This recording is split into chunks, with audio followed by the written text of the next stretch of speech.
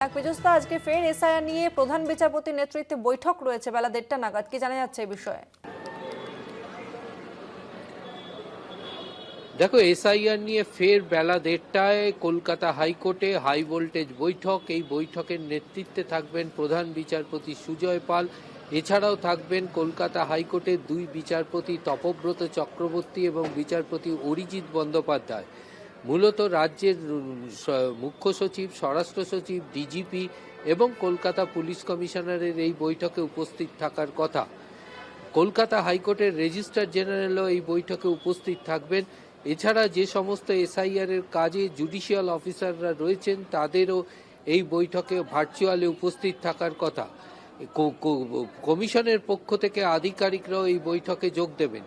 মূলত এখনো পর্যন্ত সুপ্রিম কোর্টের নির্দেশ অনুযায়ী পশ্চিমবঙ্গে এসআইআর এর কাজ কতটা অগ্রগতি হয়েছে এবং সেই অগ্রগতি কাজের ক্ষেত্রে জুডিশিয়াল অফিসারদের কি সমস্যার সম্মুখীন হতে হচ্ছে, সেই সমস্যার সমাধানে কি ব্যবস্থা গ্রহণ করা হচ্ছে, সেটা প্রশাসনিক দিক থেকে হোক বা কমিশনের দিক থেকে হোক, সেই বিষয়ে মূলত আলোচনা হবে।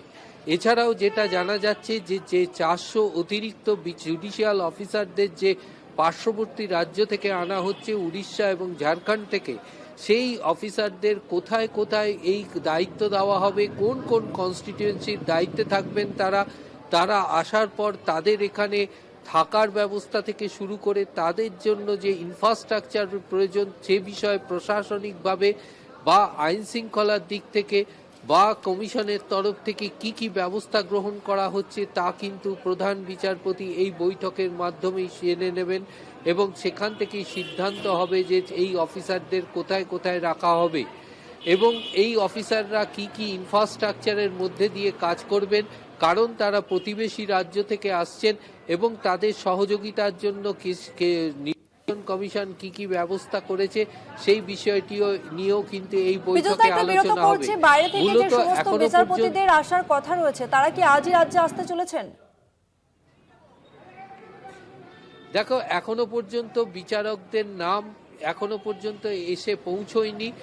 ইতিমধ্যে কলকাতা হাইকোর্ট থেকে উড়িষ্যা হাইকোর্ট এবং ঝাড়খণ্ড হাইকোর্টের প্রধান বিচারপতিকে চিঠি দেওয়া হয়েছে যে তাদের তরফ থেকে যে বিচারকদের নির্ধারিত করে পাঠানোর বিষয়টি।